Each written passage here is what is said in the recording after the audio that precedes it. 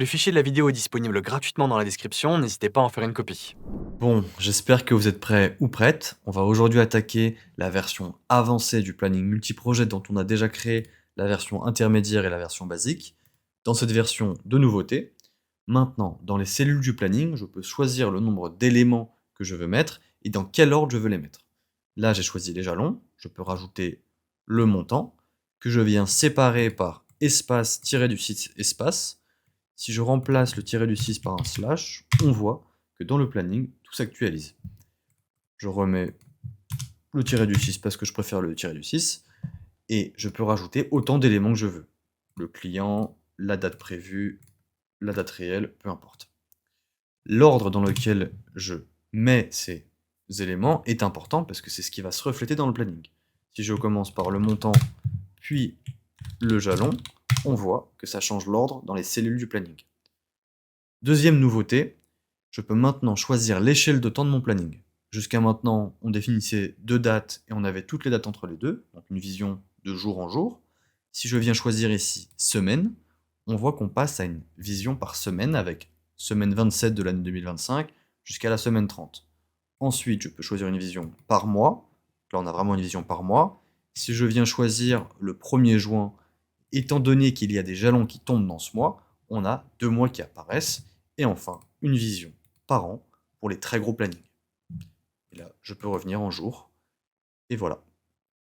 Pour créer cette version, je vais avoir besoin des fonctions byrow et index en plus de toutes celles que nous avons déjà utilisées lors des versions précédentes. Si vous ne les connaissez pas, comme toujours, voici le lien de ma première vidéo où je vous les explique. Pour pouvoir passer d'une échelle de temps à une autre sur le planning, je vais devoir ajouter sur ma base de données 4 nouvelles colonnes, les 4 que vous avez à l'écran, jour, semaine, mois, année, et elles dépendront toutes de la colonne G, celle que j'ai choisie, la date prévue. Je supprime mes formules et je vais les réécrire avec vous. J'écris pour le jour index de colonne G, je n'ai rien besoin de changer. Pour les semaines, je viens faire est égal à map de index de ISO week number. ISO week number, c'est une formule très simple qui récupère le numéro de la semaine d'une date, donc la date prévue. Là, je récupère un numéro de semaine. Index pour étendre la formule à toute la colonne. Ensuite, deuxième plage de cellule de map, index de year, donc là, qui me donne l'année d'une date, juste ici. Donc, toujours index pour étendre la formule sur toute la colonne. Lambda, semaine, année, et je viens faire text join de, du coup, avec le CW que vous avez vu, calendar week en anglais, vous pouvez appeler ça semaine calendaire SC si vous voulez, chou pour éviter les espaces vides, et je viens faire année, puis semaine. Quand j'appuie sur entrée, on voit que je récupère le résultat initial. Pour le mois, je reprends cette formule, juste là, et je viens faire ici, à la place de ISO week number, je viens faire months, qui va me récupérer le mois. Je peux changer le nom de la variable si vous voulez, mois, et au lieu d'utiliser cela pour avoir les mois, je vais choisir un tiré du 6 et je vais venir faire année, puis mois. Et ça me donne ceci. Enfin, pour l'année, je viens juste faire index de year de la colonne G. Mais une petite subtilité quand même, pour harmoniser le tout, ici nous n'avons que des textes, à part la colonne K, je vais utiliser la fonction toText. Tiré du 8, texte, et je viens appuyer sur Entrée, ça transforme ce 2025 qui est un nombre compris par Google Sheet en texte. Et nous avons terminé l'ajout des 4 nouvelles colonnes. Dernier détail, si on descend plus bas, on voit qu'il y a des éléments qui ne devraient pas être là, car il n'y a pas de données associées. Pour les enlever, je vais venir modifier les arguments de la fonction map en rajoutant la colonne des projets. Je nomme alors la variable projet et je viens dire if projet n'est égal à rien, alors rien, sinon text join. Et on voit plus bas que cela résout notre problème. je vais recommencer ici avec ceci. Je définis la variable projet. Je viens dire if projet, je vais enlever ça, projet est égal à rien, alors rien, sinon textual.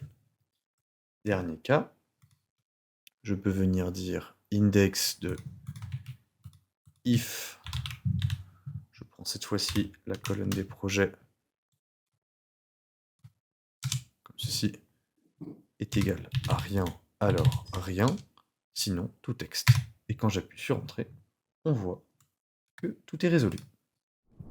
Pour commencer, je vais modifier cette formule qui nous donne la liste des dates. Je retourne dans la formule, et grâce à la fonction let, je nomme le résultat que nous avions jour, et je viens dire if, donc si l'échelle de temps choisie est égale à jour, alors je veux la version en jour. Sinon, filter de ces trois colonnes, quand le titre est égal à l'échelle de temps que j'ai définie, semaine, mois ou année, et grâce à ça, je récupère l'une des trois colonnes qui m'intéressent. Je vais venir filtrer cette colonne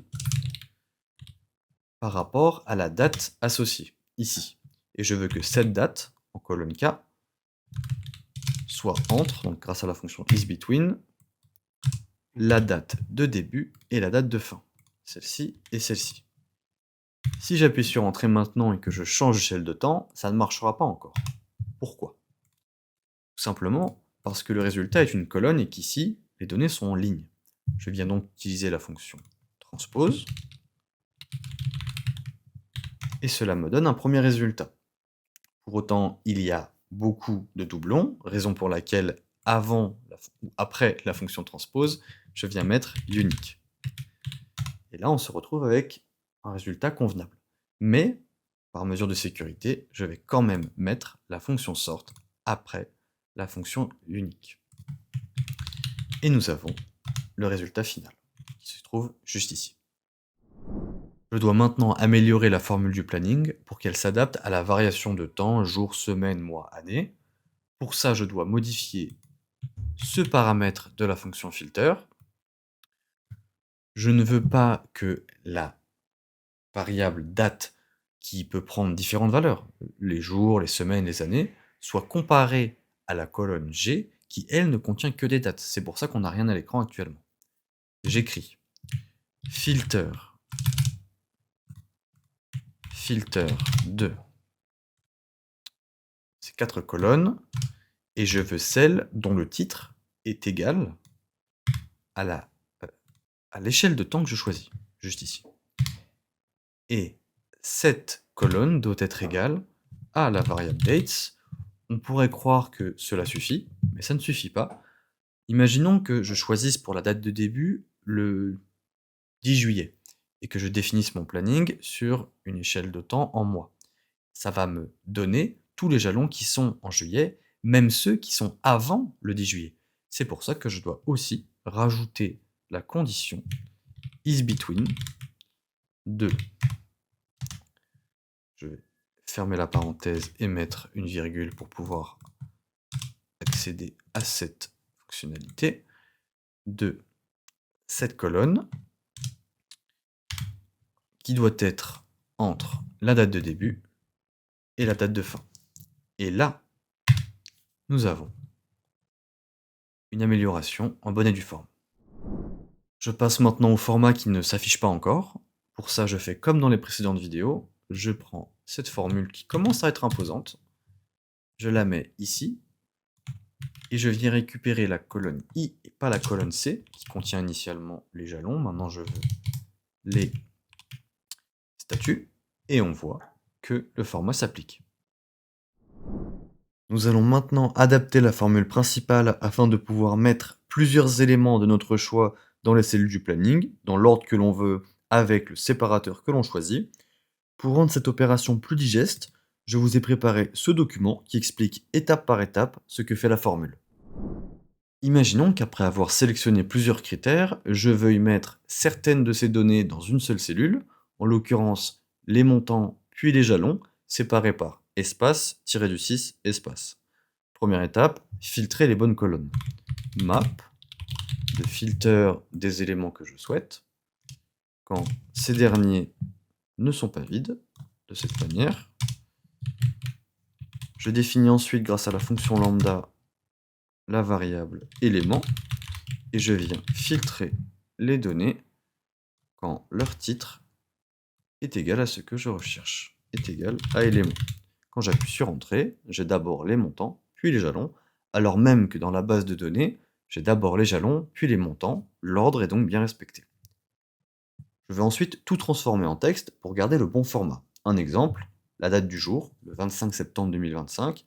Pour Google Sheet, une date est un nombre, donc je peux changer son format en euros, mais moi je veux vraiment garder le format d'une date. Pour ça, je peux utiliser la fonction toText qui transformera cette date en texte en gardant le bon format. Est égal à index de toText de tout ceci. Et j'ai maintenant le bon format pour chaque élément. Ensuite, joindre chaque ligne avec le séparateur. Je fais by-row de tout ceci. Lambda, ligne, text join. Je viens récupérer le séparateur que j'ai choisi. Je dis à la fonction textJoin de tout ignorer en termes d'espace vide, et je viens lier les lignes. Je me retrouve avec ceci, et dans notre formule actuelle, avec la version intermédiaire, il y a déjà la dernière opération qui s'effectue avec textJoin de char 10, le retour à la ligne, vrai pour ignorer les espaces vides, de ceci. Et nous avons le résultat pour une cellule. Je vais maintenant adapter la formule principale dans la même logique. Je récupère avec la fonction filter toute la base de données et pas seulement les jalons en mettant B3i, toute la base de données. J'utilise un retour à la ligne pour gagner un petit peu d'espace et je viens écrire map de filter des éléments que je recherche quand ces derniers ne sont pas vides, comme ceci. Lambda, élément, et je viens ensuite utiliser la fonction filter. Je viens filtrer tous les résultats que me renvoie cette fonction filter. Je me place après cette parenthèse et je viens écrire que les titres doivent être égaux à élément.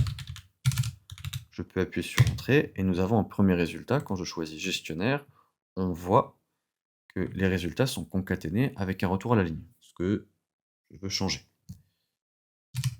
J'écris alors, avant cela, by-row.